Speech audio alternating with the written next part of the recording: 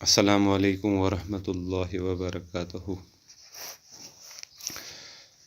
हमने previous video lecture में globalisation की डिफिनीशन और उसके काजेस पढ़े थे। आज हम आगे बढ़ते हैं और इसके स्टेजेस पढ़ेंगे, जो कि हमें इस चैप्टर में स्टेजेस ही पढ़ने हैं। इस चैप्टर में वो स्टेजेस पढ़ेंगे, stages of the globalization, second topic of the chapter, rise of the global world. हाँ, stages of globalization, stages of globalization।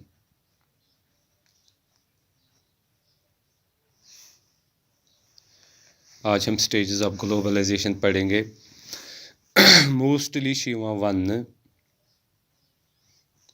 कि ग्लोबलाइजेशन यस हसा is a recent phenomena,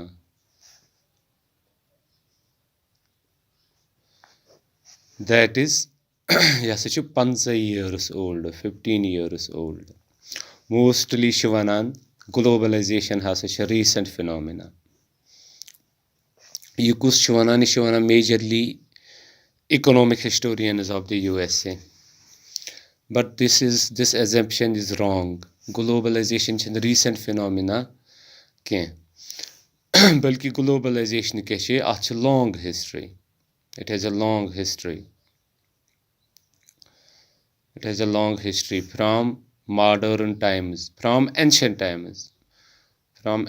times up to present time,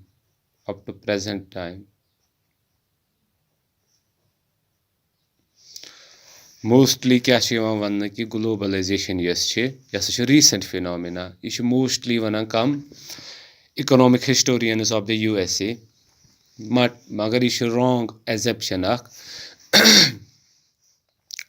essentially globalization यस long history.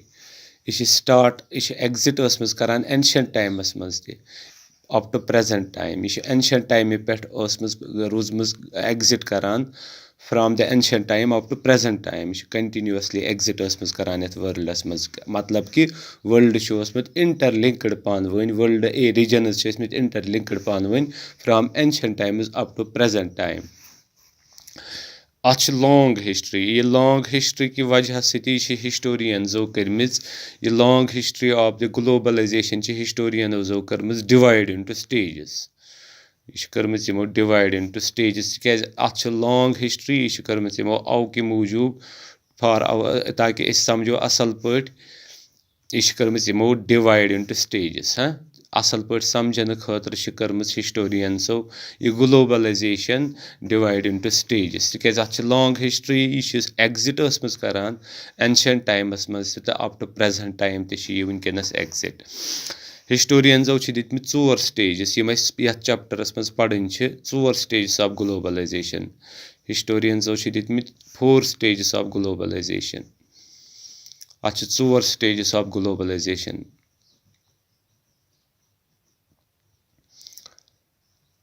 Globalisation 4 stages from ancient to up to present time. अत 4 stages historians provide कर्मित 4 stages of the globalization. गोडनुक stage pre modern world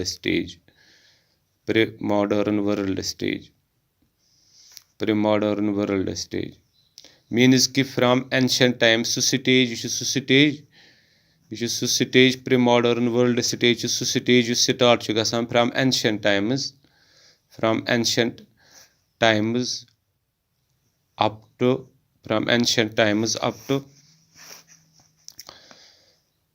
up to modern times।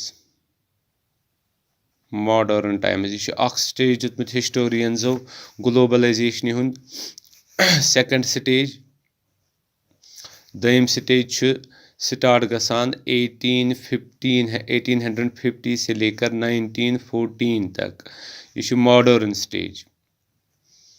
Modern stage of globalisation. यह गसान start कर पे 1500 से लेकर 1914 तक, means कि वर्ल्ड वार फर्स्ट तक 1815 से लेकर 1914 तक सेकंड स्टेज है ग्लोबलाइजेशन का। तीसरा स्टेज जो दिया है हिस्टोरियंस ने वो है इंटरवार स्टेज।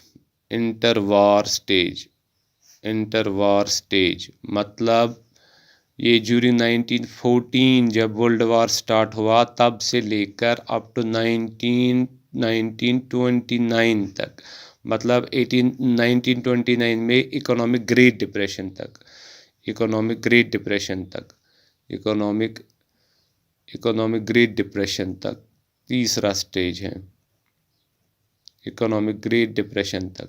त्रेम स्टेज तथ वनान इंटरवार स्टेज। यह स्टेज स्टार्ट गसान वर्ल्ड वार फर्स्ट पे up to the economic great economic depression युस 1929 मज आव।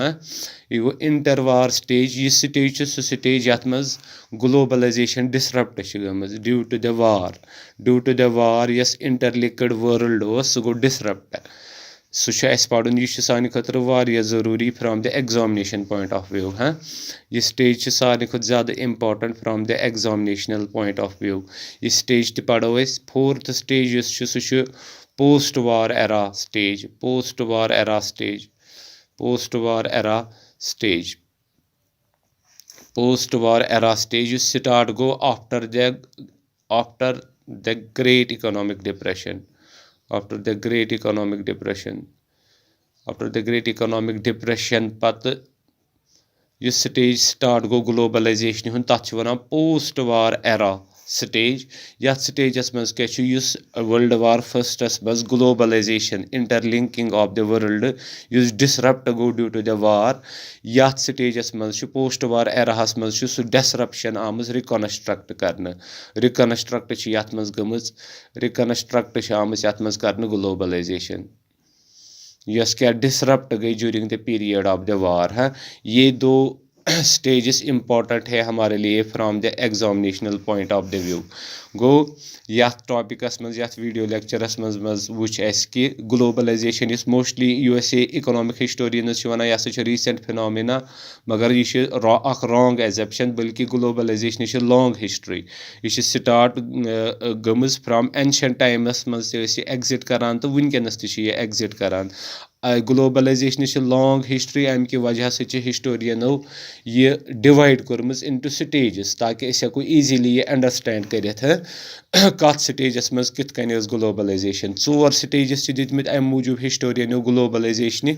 गोडनुक स्टेज तथ वन प्री मॉडर्न वर्ल्ड स्टेज युस स्टार्ट गसान ancient times up to modern times. Second modern era of the globalization युस स्टार्ट गसान 1850 से लेकर 1914 तक वर्ल्ड वार फर्स्ट तक। तीसरा स्टेज है इंटरवार स्टेज जो स्टार्ट हुआ है with the inception of the world war first up to the great depression. और फोर्थ है पोस्ट वार एरा जो कि reconstructional phase of the globalization है। यम 4 स्टेजेस सरसी चैप्टरस मज पढ़न। बेस वीडियो लेक्चरस मज तुलो गोडनुक stage pre modern world stage, पत तुलो इथे कन दयम त्रेम चूरम स्टेज, इत कन करो कंप्लीट ये चैप्टर। ये ओवरव्यू था कि हमें क्या पढ़ना है इस चैप्टर में रिगार्डिंग टू द ग्लोबलाइजेशन।